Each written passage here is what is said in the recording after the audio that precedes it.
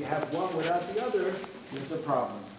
If you have an emotional bond, but you don't have a physical bond and a connection, there is something seriously lacking in the marriage. And if you have a physical bond or union, but you don't have an emotional union, there is something seriously wrong with the marriage. The goal is that the two should be harmoniously integrated.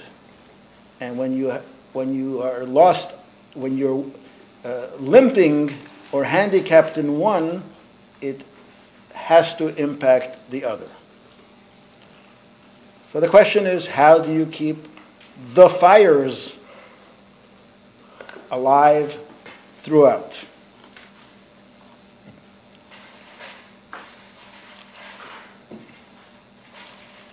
So let me digress for one moment. I raised children. If you're raising children, you've heard this. I'm bored. What should I do? I'm bored. I don't have what to do. I used to tell my kids, if you're bored, it's because you're boring. If you would be passionate about something, if you would be excited about something, you wouldn't be bored.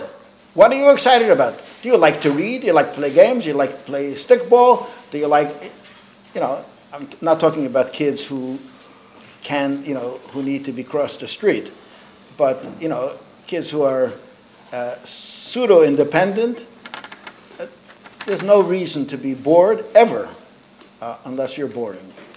And the same thing has to do with marriage and with the passions. If you have a passion in your marriage, you'll never be bored. And the question is, how do you keep the passion and the interest alive? That is the issue.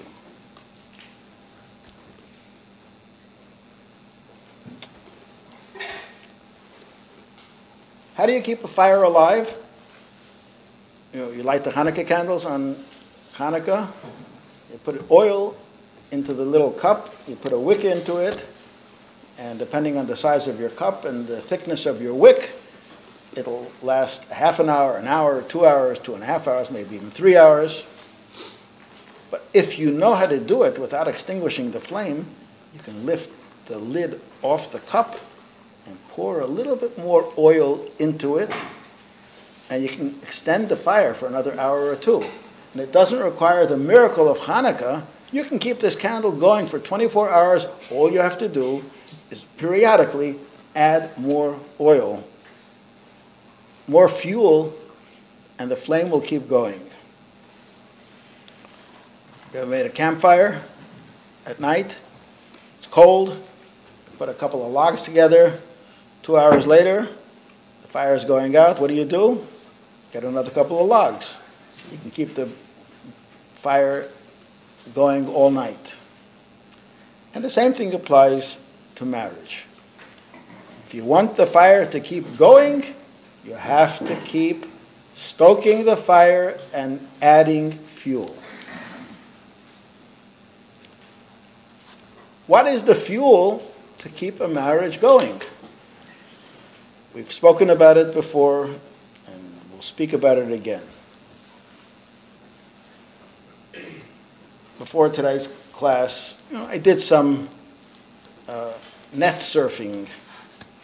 Aish.com has a couple of interesting articles on this subject. Today's personal journal in the Wall Street Journal has an article about it. This is an eternal issue. It will keep selling for the next generation or two at least. How do you keep the fire going? A lot of the articles focus on do this, do that, and I'll talk about some do's and don'ts. But I don't think you need me, to give you Mara McCamish, to give you sources. I can give you Aish.com, today's Wall Street Journal. I can give you a name of a couple of books, and you don't need me. I don't think that's what I'm here for, and I don't think that's what you're here for. I'm going to try to give you the inner secrets of marriage, which you won't find in the Wall Street Journal.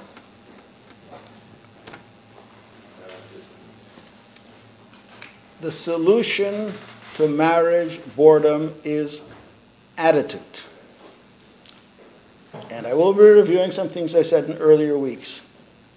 The man, we're talking to men here, the man has a duty to make his wife happy.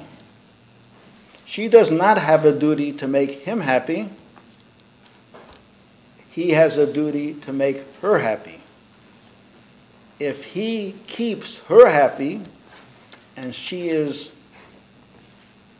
emotionally and mentally normal and stable, if you make her happy and keep her happy, she will make you happy as well. You know, obviously there are obstacles because people are human and they have different issues, but those issues need to be worked out. We're talking about the basic principles, like I mentioned last week. If the printer doesn't print, don't yell at the printer. Ask yourself, what are you not doing right so that the printer should be printing as it should? If you make your wife happy, she will keep you happy. And as I mentioned, the Medrash that says, if you treat your wife as a queen, she will treat you as a king. If you treat her as a maid or as a charwoman, she will treat you as a slave. I've seen this in so many marriages, both in the positive and in the negative. It is human nature. It is as certain as if you take a donkey and you hit its rump with a 2x4, you'll get a reaction, probably a negative one, but you'll get a reaction. Pressing the right emotional buttons of a woman will respond to the man in a way that will truly please him.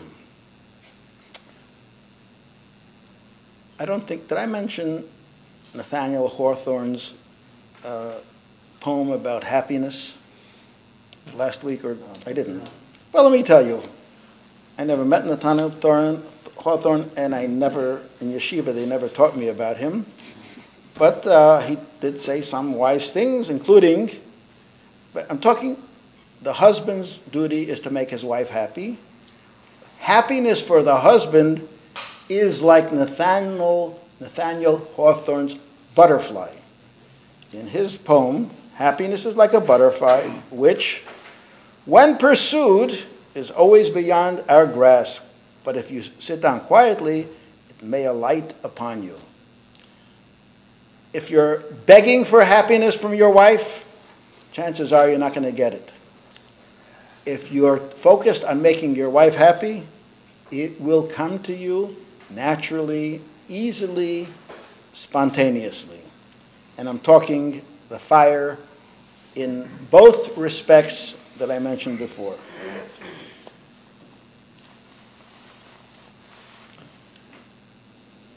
Men and women sometimes make a mistake in marriage, even when they want to please each other. They want to please each other as they like to be pleased. And men and women are so different that if a man wants to please a woman as he would understand another man, he would appreciate certain things, it's not going to work, and vice versa. I remember as a boy of 12, I bought my mother a present. With my own money that I had earned, I bought her a beautiful pink apron. And she appreciated it. Then a week later she told me, I want you to know, when you buy a present for your wife, don't buy something that she has to use for work. Buy her something just for pleasure. So I bought my mother an apron, thinking that I always saw her wearing an apron. I guess she'll like a nice pink apron. That was a man, a little man, 12-year-old man, thinking, what would make my mother happy? And she gave me an education. There are different ways to please people. What ultimately makes a woman happy? The deepest, most important thing that a woman needs for happiness. It is a specific flavor, here I'm going to get totally corny, of celestial tea. It's called security. Women crave and need security. Material security, physical security, but most importantly, emotional security. Physical security, most of you probably know that other silly joke about this lady who was showing off her huge, huge diamond to her friends. They were marveling about her diamond, and she says, this diamond has a name like the Hope Diamond. Yeah? What's it called? It's called the Schwartz Diamond. The Schwartz Diamond? I never heard of the Schwartz Diamond. Yeah. And it comes with a curse. It comes with a curse? What kind of curse? The curse is called Mr. Schwartz. Material security and nice diamonds and nice houses and nice cars are elements of physical security, but they do not provide the ultimate security that women want. Women want emotional security. And when I say emotional security, she does want to be taken care of, but she wants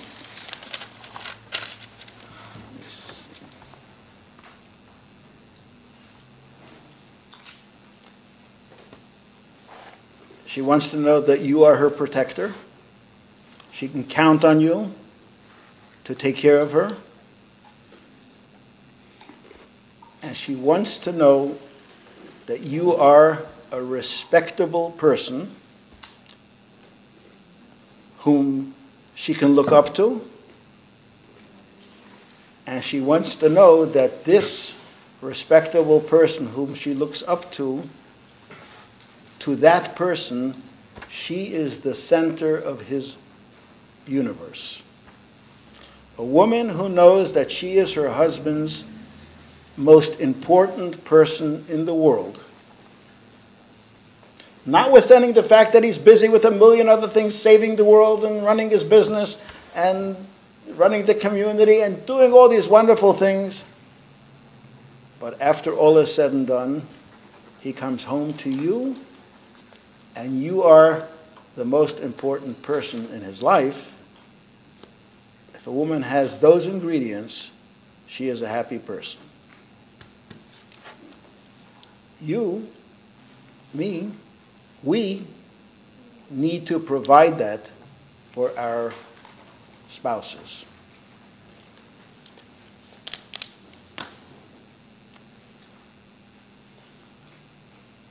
This is a pasuk. V'yodaito ki sholem halecha ufakadata novech, which broadly speaking means and you will know that your house is at peace, then you can have the reunion in your abode. That's a rough translation. The Gemara talks about it in Yevamis. The pasuk is from Mishlei. The idea here is that when there is harmony in the home, that the wife looks to the husband and looks up to the husband and is made secure by the husband, then there's nothing more important to her than to make her husband happy. But if there's an agenda going on between them, and his commitment to her is either incomplete Or, and the next or is very important, or he is weak in being able to communicate that to his spouse. He may feel it. He may mean it with his entire heart and soul, but he, for some reason, is handicapped in his ability to convey that to his wife, so she doesn't know it. She remains insecure. And sometimes, whether it's a rabbi or a friend or a marriage counselor, doesn't have to create anything. He just has to open the lines of communication. Why can't you communicate that, or why can't you hear what he's trying to say? All this has a million ways in which they might express themselves. Giving a very simple example. It is traditional, mentioned way back in the times of the Gemara, that husbands would bring their wives flowers for Shabbos. Well, you can buy flowers in a flower shop. You pay $24.95 for one long stem rose. Or you can go to Trader Joe's, and for $5.95 you can get a dozen roses. It has nothing to do with your budget.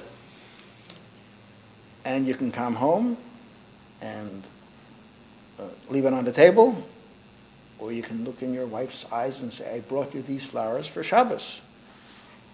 Or you can say, I know you like roses or tulips or daffodils, and I got you a dozen daffodils because that's your flower. You don't have to say this every week. You don't have to do it every week. But when you do it correctly, it lingers on. The positive feeling lingers on. It's not $5 or $10 worth of flowers. It's that you took the time to go to the flower shop. It's Shabbos and Zocher v'Shamor and all the different symbolisms. But you're telling me that you got these flowers because you know that this particular flower is important to me. This same concept doesn't have to be flowers and doesn't have to be Shabbos. It can be, I stopped by Schwartz's Bakery and I got you the cheese Danish that I know you like. Well, you shouldn't have gotten it because you know I'm on a diet. Why, are you trying to sabotage my diet? Well, it's for Shabbos. We'll share it. We'll each have half, so you won't have to have all the calories.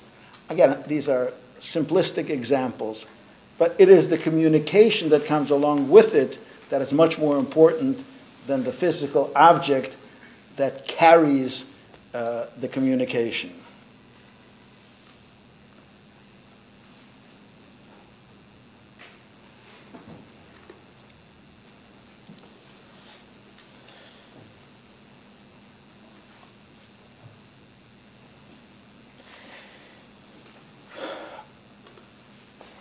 There's a saying, an American adage, I don't know if it's holy, but it might be legitimate.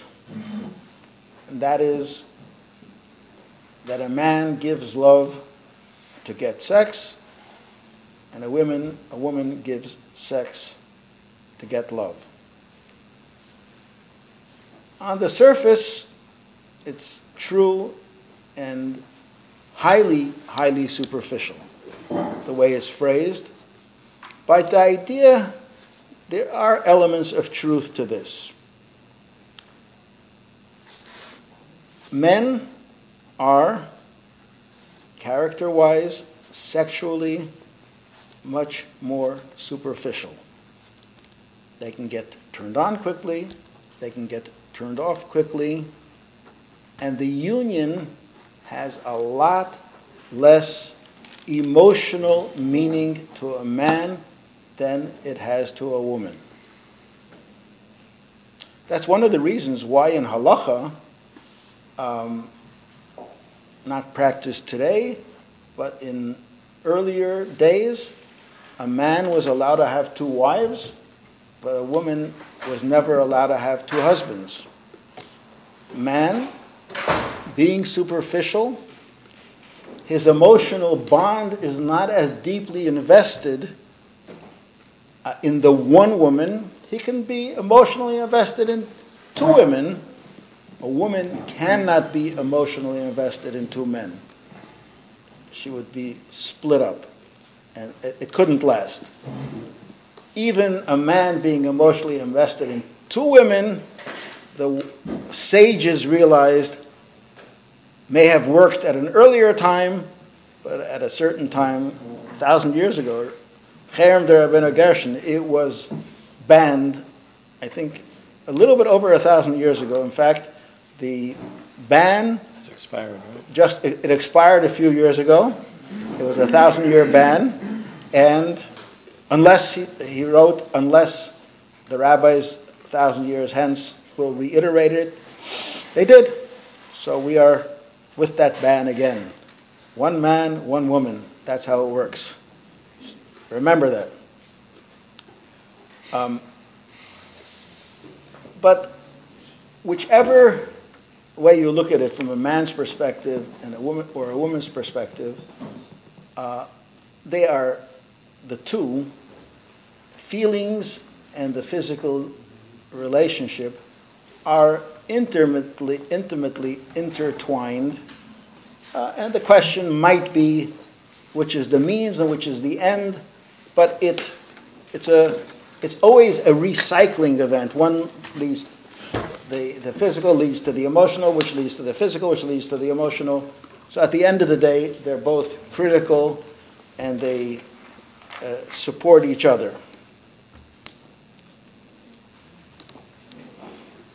But a woman does not open up emotionally to a man unless she is secure. If she is not secure with him, if there is not the proper respect from her to him, she can go through the motions. But it doesn't. You know what happens when you go through the motions, but the person isn't in it? That is where it lacks intimacy, it lacks the openness, it lacks the union of two people, and it remains the union of two bodies. That is certainly to a woman, but also to a man, not satisfying. And that's where people are frustrated. The goal is for the husband to make and keep the wife emotionally secure so that she is open and intimate with him, which he then feels that he is involved in a intimate emotional union, emotionally and physically, with one, the bond is one of love, and the bond is, for the Jew, the deeper realization that we are one. We came down to this world to join, to become one, to create a family, and to make our way through life together, supporting each other, as there's a divine plan that has pegged us as one from before we were born. This was what was meant. And then the union is complete.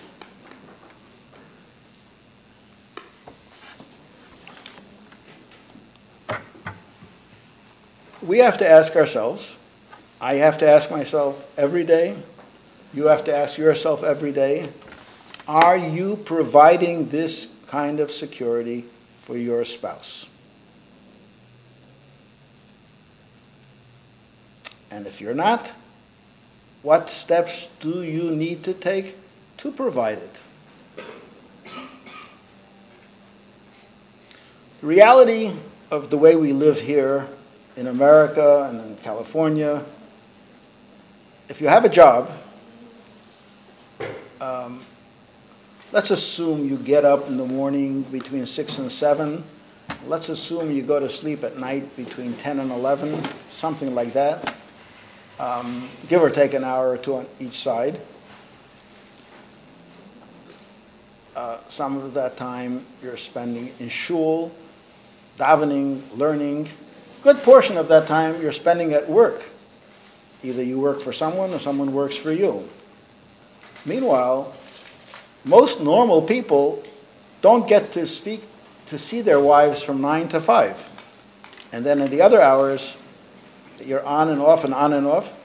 There's a good chance that if you did the calculations, how many hours do you actually spend with your wife?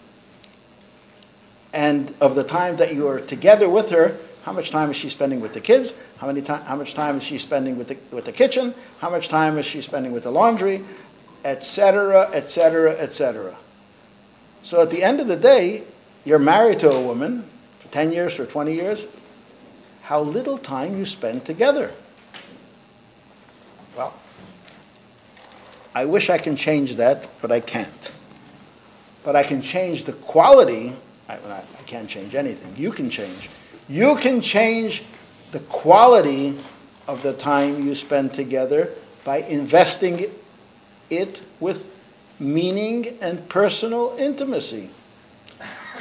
And that can be achieved by sending 2 text messages a day to your spouse, not saying, did the kid get to the dentist appointment, or who's picking up the kid from Little League? That's not the issue you need to send text messages about. I'm thinking of you. Now that line, I'm thinking of you, was pure cliche. Anybody can say it, and if anybody can say it, it could be very meaningless. But you know what line needs to be said to your spouse at 11:30 in the morning, or when you're finishing lunch on your own, you have a few minutes. You know what to say. You can pick up the telephone. Hi, honey, I've been thinking of you. Is everything okay? You're fine? All right, that's it. Thank you. Can I pick up the cleaners today? You need anything at the cleaners? Need anything at the Ralph's on the way home? These little things, unbidden, unasked for, you're picking up some of her chores or some of her burdens. Sometimes it could be emotional. Sometimes it could, an emotional need. Sometimes it's a physical need. Sometimes it's saving her 15 minutes. For whatever this analogy is worth, my wife called me this morning.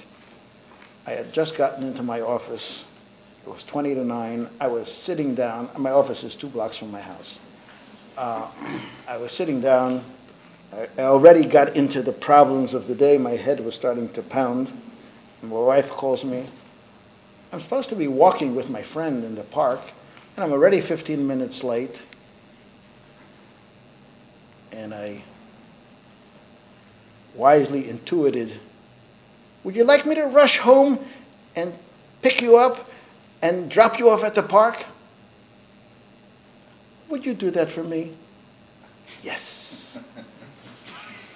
Okay, that entire chore did take, from beginning to end, 8 minutes out of my morning. Did I want to do it? God knows I didn't. I know I didn't. And my wife knows I didn't. But she didn't hesitate to ask me. And I, with great wisdom and intimacy, said, yes, dear. I did it graciously. I wish she wouldn't have asked, but I didn't tell her that. But she knew it. I'm just giving this as a pithy little example. But these stories repeat themselves in our daily lives and in our weeks on an ongoing basis. And if we don't stand on principle and don't stand, as in Yiddish, I don't know if the expression exists in English, stand on ceremony. Is that in English? Stand on ceremony. Yeah. We don't get high and mighty, and you give a little bit more. These are little things. It works immensely. It provides This is the sentence that I wrote earlier today. Kind, caring, security providing, appreciating, you're the center of my universe type of recognition. That will do it anytime. Those are the, combination locks. Turn 3 times this way, 2 times that way. These things, you turn it correctly, it opens a woman up to know that her husband cares for her. Not big, magnanimous, we're going to take a 3-week cruise to wherever people go on cruises. It's not that. It's Monday and Tuesday and Wednesday. Those little things are much more important than the periodic big things. And the big things that I mentioned this earlier, and I'll repeat it again, find time to go away with your wife, leave the kids home. 2 nights, 3 days, 1 night, 2 days, whatever the certain. I know it's never easy. It's never easy if the children, no matter how old the children, it's not easy. It's vital. When you're away, don't talk about the kids. Don't talk about business. Talk about each other. Think about courtship. All of us remember the good old courtship days and how your focus was totally on, I don't mean to be gross, but on making the sale. And boy, as a salesman, you put your best foot forward. And then you made the sale and neglected the client. You're not going to have repeat sales. It doesn't work that way. You've got to keep making the sale. Marriage is the only relationship that is deep and, as I mentioned, I think, unlike parents and children, siblings, you can't break that bond. The marriage bond can be broken. Torah, sadly, has laws for divorce. If it could be broken, then you have to earn it every day. And that is no joke. You have to earn the respect and appreciation and love of your spouse every day. You do it, you will have a happy marriage.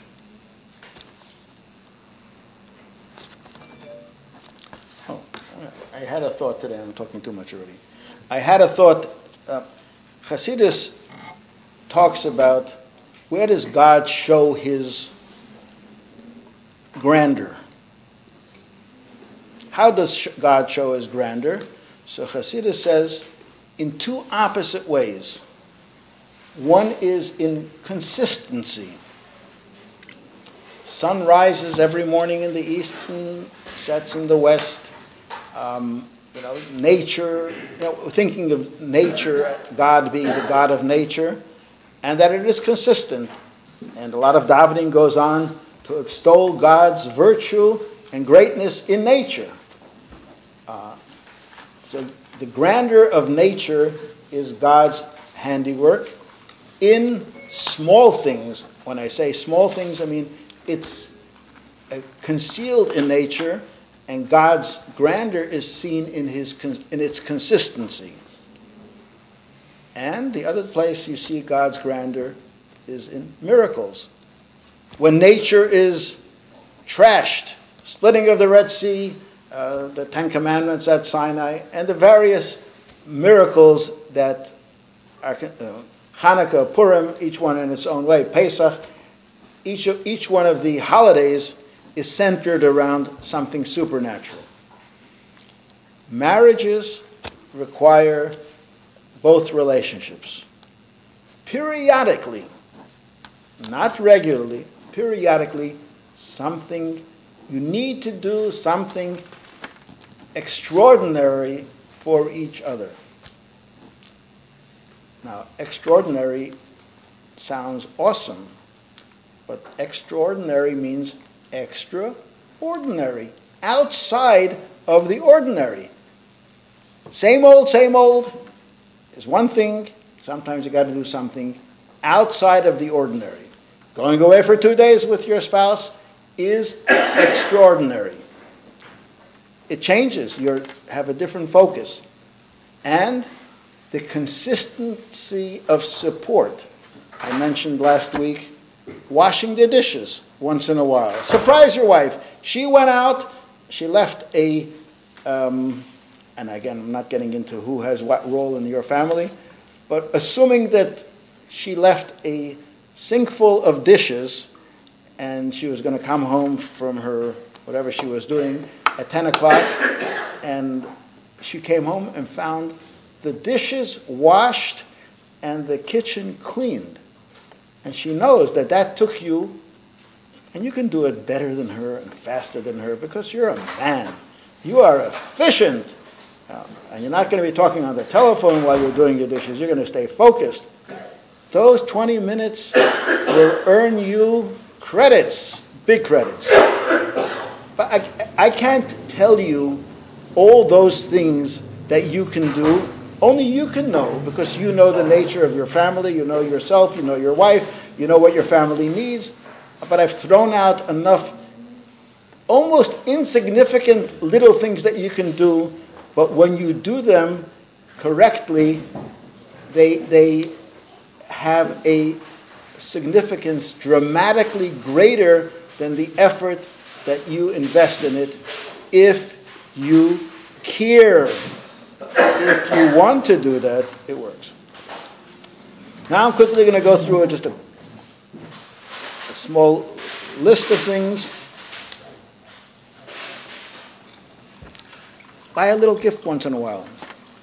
A little gift once in a while. If you're away on a business trip, buy her a gift. That's almost mandatory. Call her when on the road. I've dealt with couples. He was away for 2 days and didn't call me once. That is disgusting, frankly. If you relate to it's being disgusting, you're okay. If you can relate to the guy who didn't call his wife for 2 days when he was on a very hectic business trip, you're in trouble. And bring back something. And don't bring back a T-shirt that says on it something silly. Bring something decent. Okay.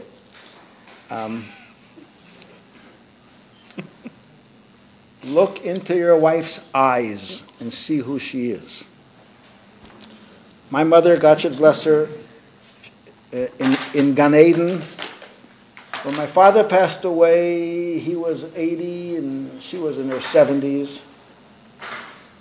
And she said, I've never, my parents were traditional Russian Jews. They weren't overtly demonstrative in their love for each other. I saw all these little things in my parents' relationship. It would have been inappropriate for me to see my parents kissing or even holding hands. It was not done in the Chabad, and it is not done, except when my father was weak and he leaned on her in the last period of his life. It didn't feel strange at all. But after he passed away, and during the first few weeks, my mother was reminiscing. My husband thought I was the most beautiful woman in the world. He would tell me that. He wouldn't say it in public. I never heard it. She heard it in private. You would think these Russian Jews, they don't talk that way. My children, all 11 of them, didn't know what happens in the bedroom until they got older and figured it out. Not everything that takes place in private needs to be spoken about, but it was there. They felt it, and they knew it.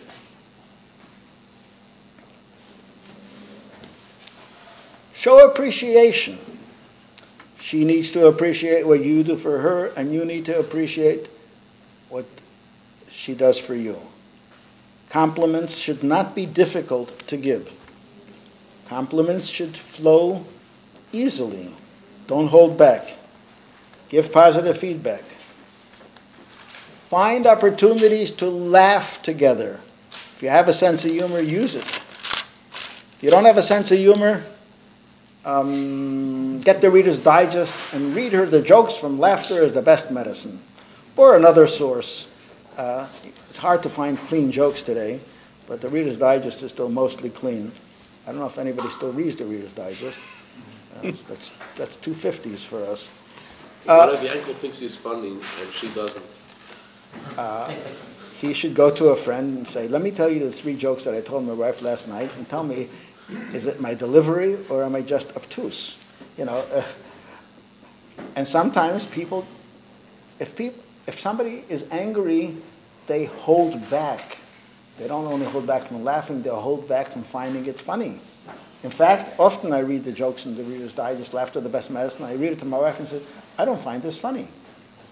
My son, one of my sons, when he was little, we bought him a book, 101 Jokes. And he was like 8 years old and was learning how to read. And he read this joke, and we laughed, and he laughed. And after he finished laughing, he said, why was that funny? So maybe they need a little education on what's funny. But sometimes that's an indication that he's not funny, and sometimes an indication she doesn't want to find him funny because she don't want to. Funny, when you laugh together, it breaks down barriers. Maybe she doesn't want to lower the barriers. I don't know. We can talk about it privately later. Okay. These are the examples. There are many more, and I want to leave some time for questions and answers if there are any. I want to thank whoever set it up as fancy as they did, with tablecloths, with soda, with cups. Shkoyach Erachmiel. Okay. Now there's really grist for the mill for questions and answers. Yes. 1 second. Yeah. Could you address resentment and extreme situations, like when a parent is dying, and just how to step up, I guess, how you want to think about how you want to be? Okay, so I'm not sure. Let me answer you. First of all, I'm not sure I understand the framework of your question. And again, in a general lecture, you can only deal with generalities. If I understood your question, I might be able to make it into something general, or we can always talk privately. But what do you mean, a parent? Like extreme situations, like when her parent is dying, versus ordinary life. Well, living and dying is part of. I'll give you some examples of living and dying. There were 2 situations where my wife had cousins who were dying. They were younger than her, and they both lived on the East Coast. And both times I said to her, your cousin is not going to be around in a few months. In the next few weeks, take a plane, spend 2 days with her. She did it. And it was a gift for both of them. My role was that I didn't think about myself. You think I want her to go away for a few days? You know what it means to make salad in the morning? It's such a hassle. I didn't want her to go away, but it's not about me. It's about her, and it's about what's real. Her mother, the week before she passed away, was going to pass away. I said, go. Actually, I went with her, and then I came back because it could have been tomorrow, it could have been in a week, it could have been in 2 weeks. And I called every day to speak to her, and I spoke to her mother when she was able to speak to me. She passed away as I was giving her a bracha, and she said amen to my bracha, and that was the end.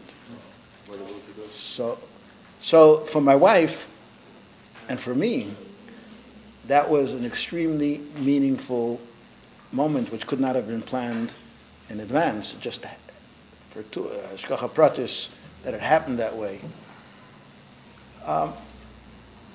I guess, I don't want to sound like an old fogey, but I have been around long enough, and I have dealt with all sorts of life cycles and crises that I don't get discombobulated from the realization that there's a crisis here, including the fact that a person is ill and a person may die. And you just look at it with your eyes wide open, try to keep your brain in place and do the correct thing. What more can I say? I hope that answers it. Somebody had a question over here? Yeah. Rabbi, what happens if you want to buy gifts for your wife, but your wife, when you get it, says, oh, you paid too much for it, or, you could have done something else, or you feel like, it's hard to buy gifts? Well, here again, if the family's finances are really stretched and you buy her, $500 presents every month, I would agree with her. But if you are the primary breadwinner and you know your budget and you convey to her that I'm buying it for you because I care for you and I want you to have it, I'll worry about the finances, you just enjoy it. And you can break down her resistance. That's, again, maybe she grew up in an environment where gifts weren't appreciated, but you can create a new tradition. My wife had an old car. It was so old that it needed to be replaced. I knew what kind of car she wanted. I wasn't sure about the color. Other than that, I knew what car she wanted. Yeah. So she went to Israel for 2 weeks, and when she was gone, I junked her old car. I bought her a new used car. Okay. I had it washed and Simonized. And when I came to pick her up at the airport, I had the car by the curb. She came out with her baggage. I said, I have to get one more bag. Why don't you wait in the car? I don't want to get a ticket. She looks, where's my car? I says, that's the one, the silver one over there. What? Yeah, sit in the car. It's my car? Yeah, I got it for you.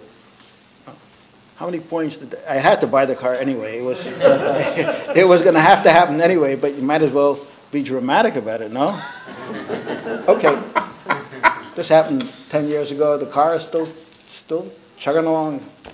It was a 2000 Camry, and that car, she doesn't want to give it up. I wanted to buy her a 2014 Mercedes. No, this car has very special meaning to me. No, I'm just kidding. But that's a true story. Yes.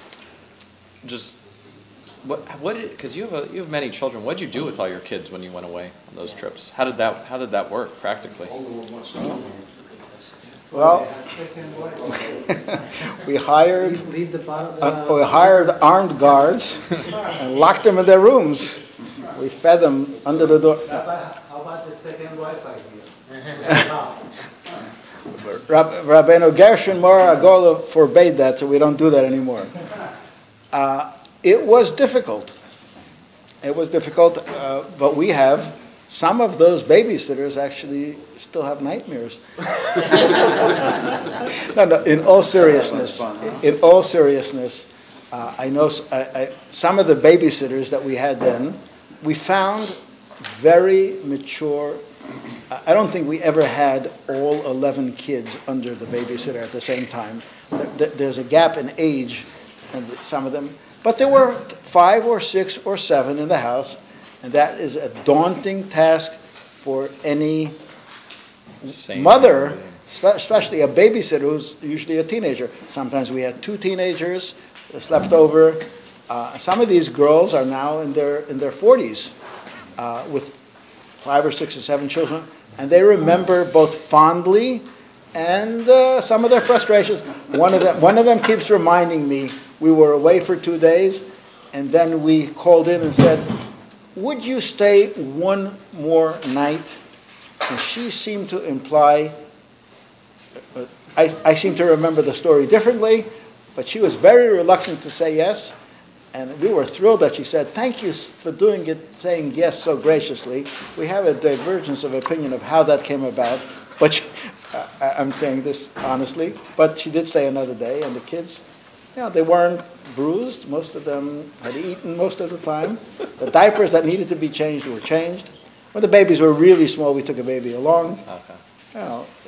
Again, it is never easy. If anybody thinks that if you have 3 kids, let alone 4 or 5, that getting away is easy, it's not, never was, never will be. Nevertheless, I think it is so important in the way that we live today that it's worth planning this a month in advance to get the benefits of it. One more quick question. As far as,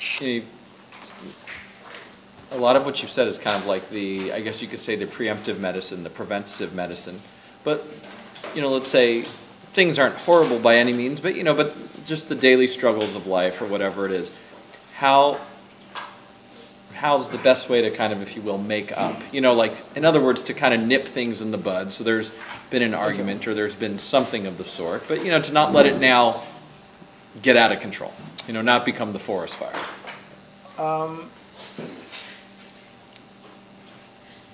Honesty, integrity, looking in each other's eyes and saying, I'm sorry for my part in this little altercation that we just had. I'm really sorry.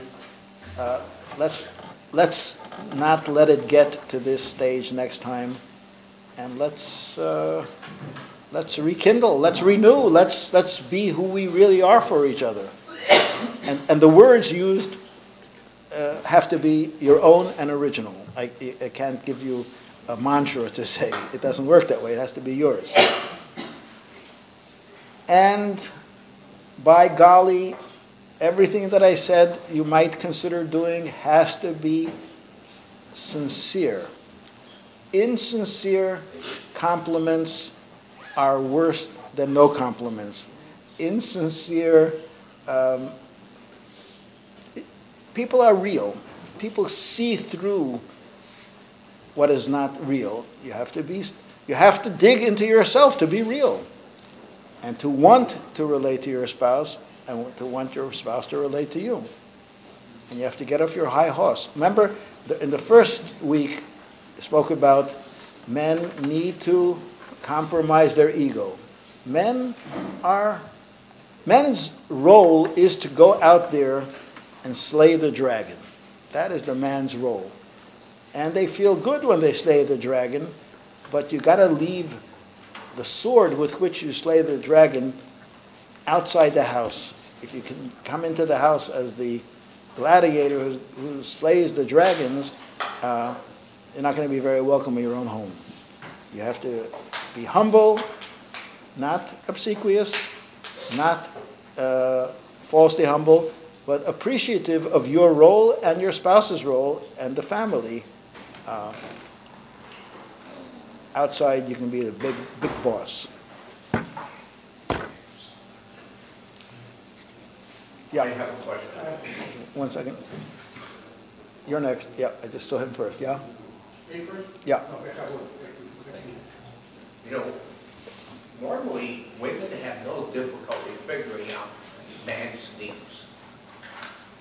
But man finds it very difficult to figure what the woman needs. How do you solve a problem like that?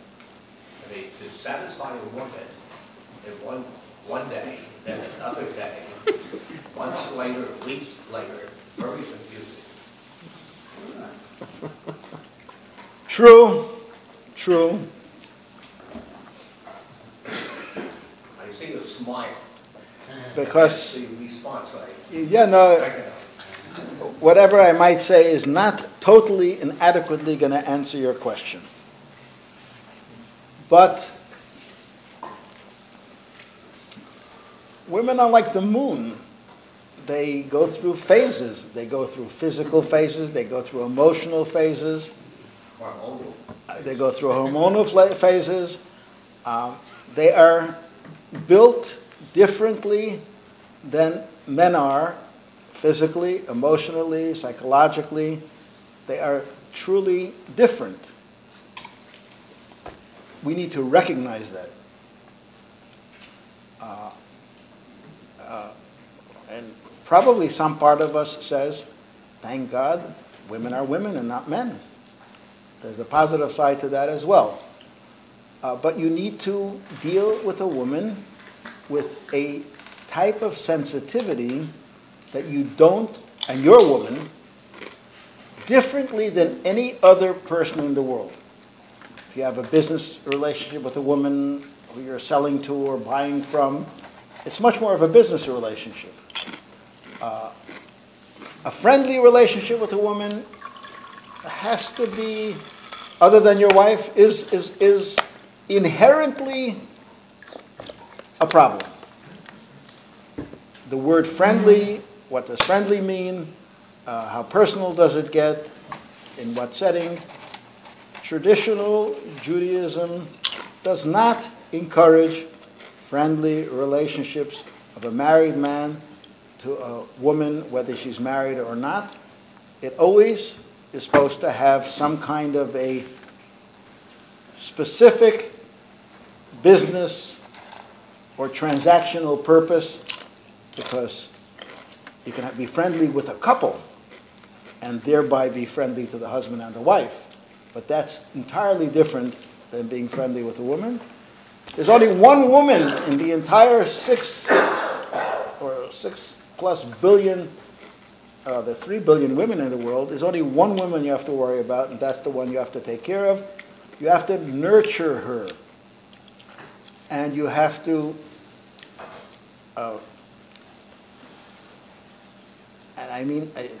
you have to keep exploring what will work today. And if you press the button too hard and there's a negative reaction, back off. All right? It's a mystique. That's why women are mysterious. I don't have a fail-safe answer to your question. That's part of the fun. It's exciting. You never know what will work. I don't mean that literally.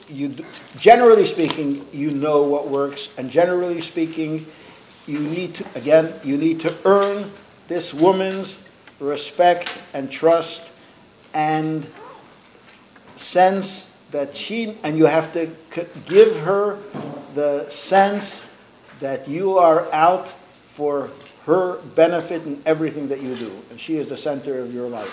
Everything else is trivial. If you've sold that and you sell that every day, the other stuff becomes minor. Asking a woman then her needs, what she wants today. The next basis get that word. I didn't hear what you said. I didn't hear. Push it. No, asking a woman constantly what she wants. You don't have to ask it in words. You have to offer what you can, and she needs to know that you're offering it sincerely for your benefit, because you don't know what will make her happy. You'll try anything. You'll go to the end of the world to get her a pastrami sandwich, if that's what it took. Okay, next question. Yeah. Thank you, Rabbi. I'm interested to know, of course, the number one mitzvah is Peru the womb. Do you have an obligation, I'm not married, but I'm looking forward to, for a man and woman to have marital relationships without the concept of procreation in your mind? Is it asur? Are we hayav to please a woman pleasurably or physically, ensure that we have the intention of having a child, but are we obligated to do the act without having a child? Let me understand the question. Okay. If you married a woman who's 50 years old, there's a good chance that she won't have a child. Statistics say that they won't have a child after 50? Yeah. It would probably be 1 in 10,000, maybe, or maybe 1 in, I don't know, I'm not a statistician, I don't know that much about biology, but as a layman I can say if you marry a woman who's 50 years old, chances are you will not be successful in procreating with her. Nevertheless, the commandment to have a regular Torah-based physical union is a duty. So therefore, ipso facto, procreation is a factor in the physical relationship at that period in life where that is a factor. And what if a woman is sterile? What if a man is sterile?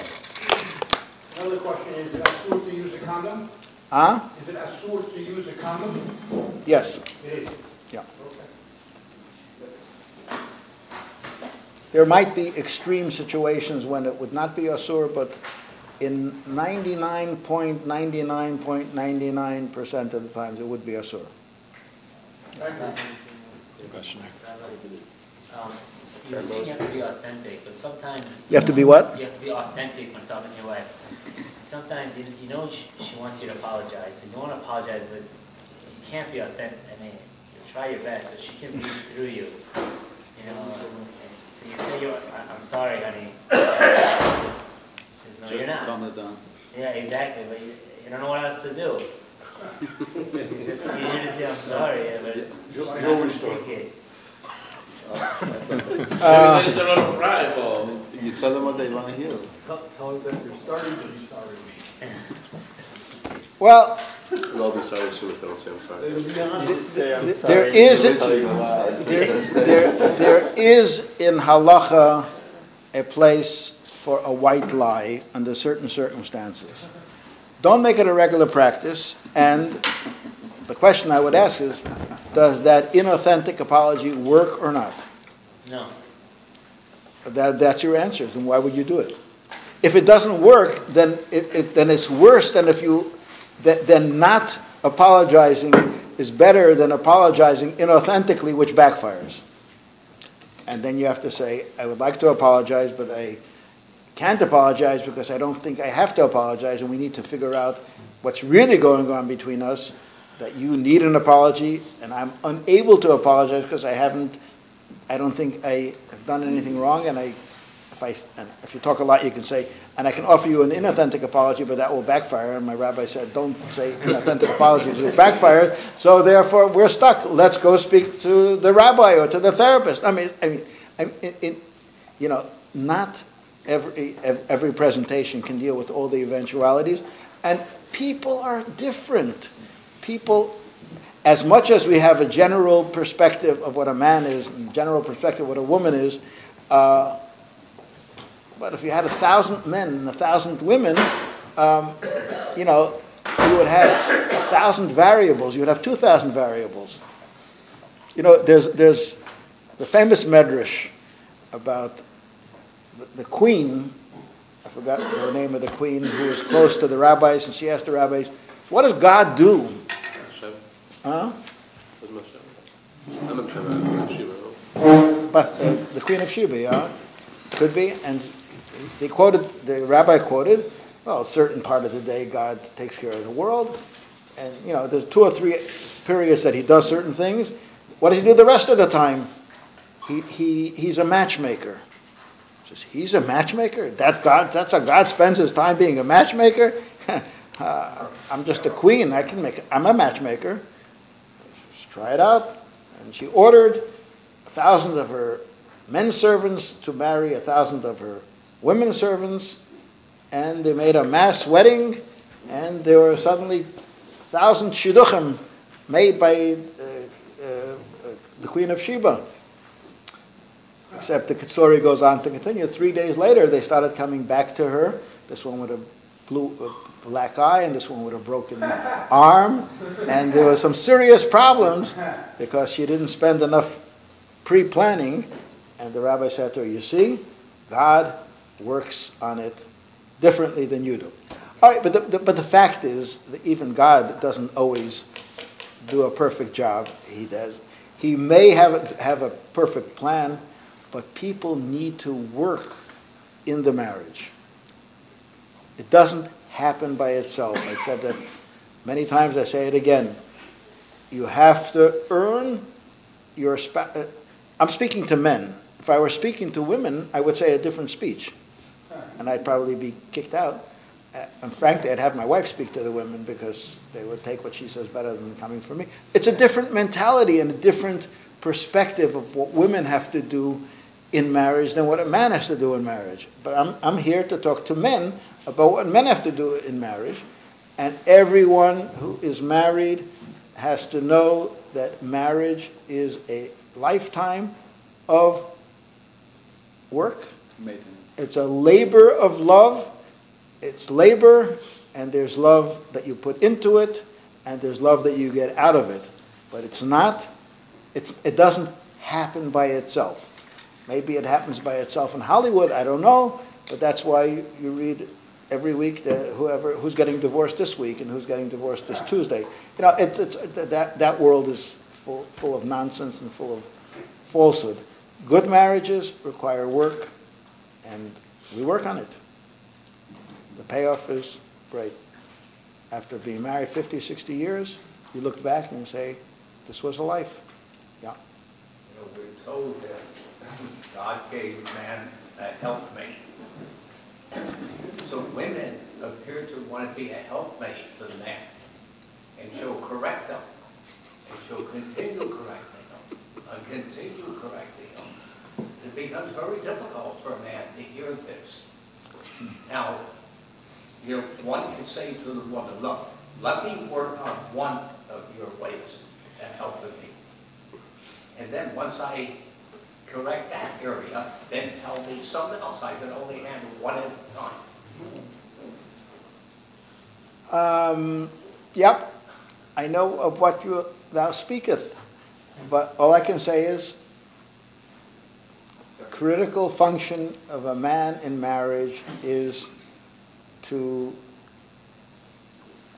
not be offended easily. There's one thing, I don't think I mentioned it in the 3 weeks that we were speaking. I want to teach you 2 words.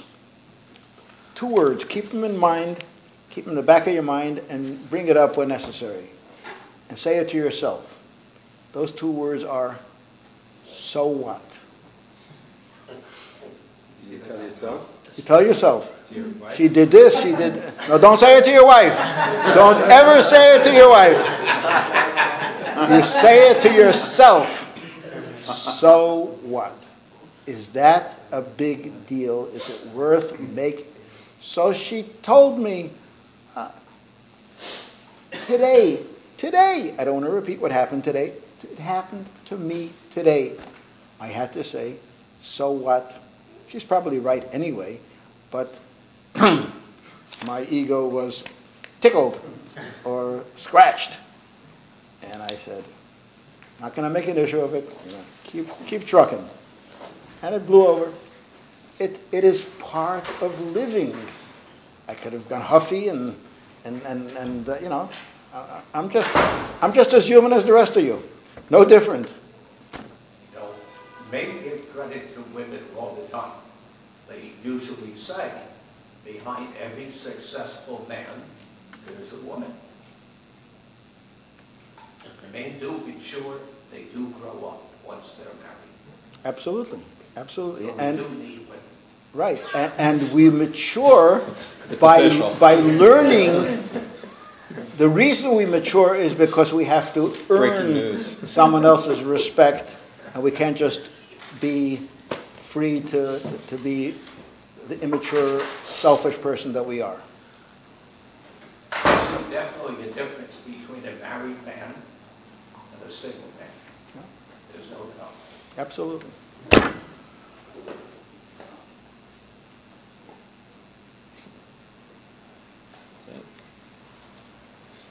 Do you have an email or a phone number? Do I have an email or a phone number? Be in No, touch. I live in the Middle Ages. Huh? Carrier pigeons? Carrier pigeons. Thank you so much, Rabbi Schusterman. I appreciate all the wisdom and understanding.